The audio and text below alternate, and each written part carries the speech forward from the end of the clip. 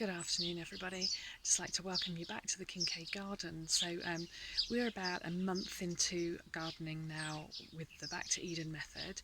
We've laid quite a lot of wood chips, which I picked up from the local stables, down on the ground, and I'd like to show you. We've also planted out quite a few of our seedlings now as well, so the beans are in and the potatoes are coming up nicely. So I just want to show you around the garden. Yeah, let's take a look. Okay, so I've brought you to the very end of the garden here. Let's just have a look at what we've got planted. So this is our little orchard. This is the plum tree, pear tree, and our beautiful apple tree. And if you look closely, you'll see that there are lots and lots of apples coming through, and the pears and plums as well. So we've been busy planting here, and one of the things that we've planted, as you can see, are our little squash plants. So we've got squash and pumpkins coming up underneath the apple trees. We're looking forward to seeing how well they do. So they're all in the mulch that we've put down already, which we put straight onto cardboard. So coming round, I'm going to show you the corn. This is our corn. It's coming up nicely.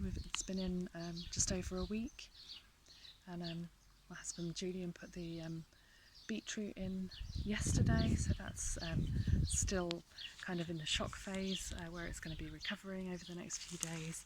And we're going to give that plenty of water and keep it moist while they grow in.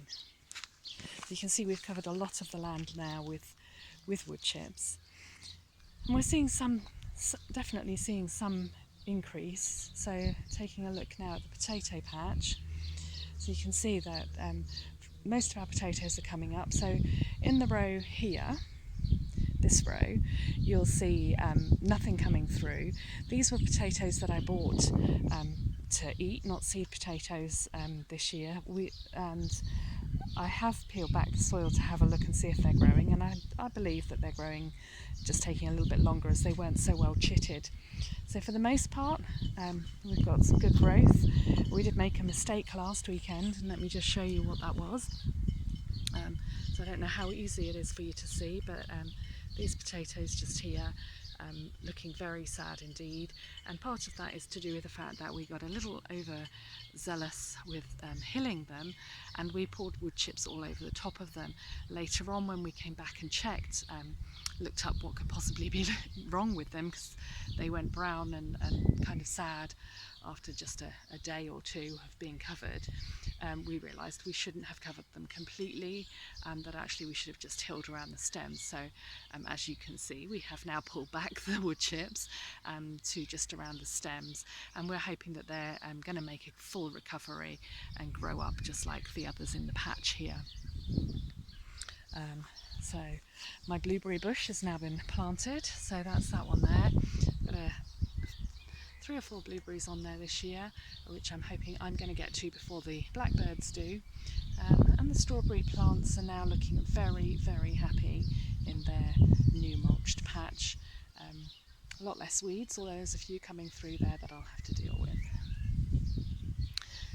Looking at the onions, these are our onions. They've been in for a few weeks, the same as the potatoes.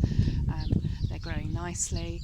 As you can see, if you look carefully, we do appear to have a little bit of a problem with the wood chips being kicked and picked at, and that is the blackbirds, who absolutely adore the worms that we've brought up from the stables. So we're doing what we can to frighten them off, and you'll see we've got a few little devices in the garden. So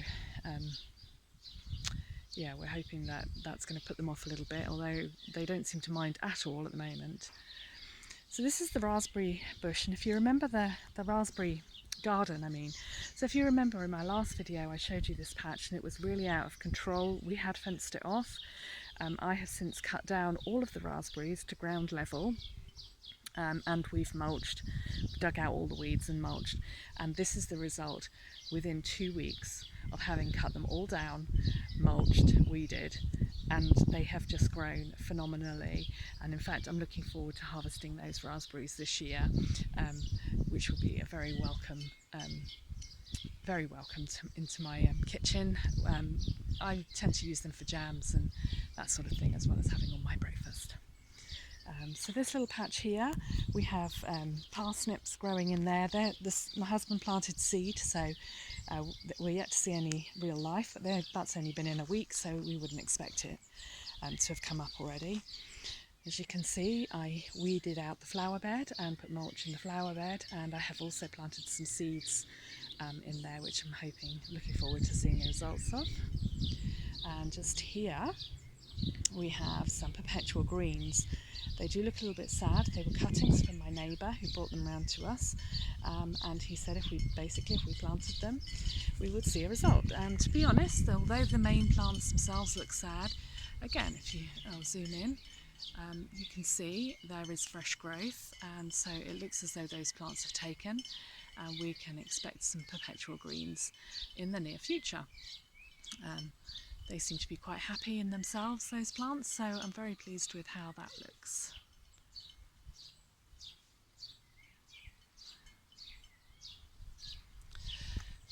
Moving on up the garden a little bit more, our beans. So we grew these beans from seeds ourselves.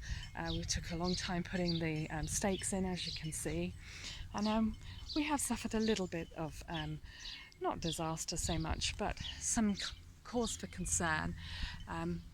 As you can see, the browning on the leaves here, but the plant itself is still healthy and growing. So our hope is these were put in last weekend, and unfortunately for us, these were put in on the Friday, and unfortunately over the course of the weekend the weather cooled down dramatically, and I believe that this is caused by the cold wind. So what I'm hoping is that the plants themselves are rooted enough, and we'll be seeing a result from the beans growing. So we've got two varieties. We've got a green bean, which is the Tsar green, which we can leave to grow a little bit hardier, and we get some broad bean pods from those. And then on this side we have some French runner beans, which are our favourites, so we all enjoy those. So those ones didn't suffer so much from the wind, as you can tell. And then over here in this patch we have some peas, which we really enjoy. So they're probably not nearly enough, because we do love to have them when they're very young. We eat them as sugar snaps, and then we let them harden off and have proper peas as well. And then in the little caged area there we have some carrots that my husband's put in from seed again. So today we're going to be planting up the big area behind. As you can see, we're creating the cages to try and actually protect the seedlings from the birds, as they are our main area. The other issue we have in our garden at the moment, and I'm not sure how well you can see, we have a mole who has been visiting us nearly every day and creating this sort of disaster. So again today I'll be going over there, replanting that one and mashing in the molehill. Any ideas for how to deal with our mole in an organic way, in order that we don't have to treat any of our plants or lose any of the goodness from the soil, post them in the comments. We'd be really grateful to hear about them. So I'm going to leave you with a little update from myself today within the Kinkaid Garden. So as you can see, we've been really busy out here over the last 4 or 5 weeks. I hope I'll be able to give you some more updates in the coming weeks as things grow and we're seeing the fruit of our labours, so to speak. I'll keep you updated and post some more pictures on the Facebook page as well. So don't forget to check us out over on Facebook. Look for the Kinkaid Garden. I'll catch you all there.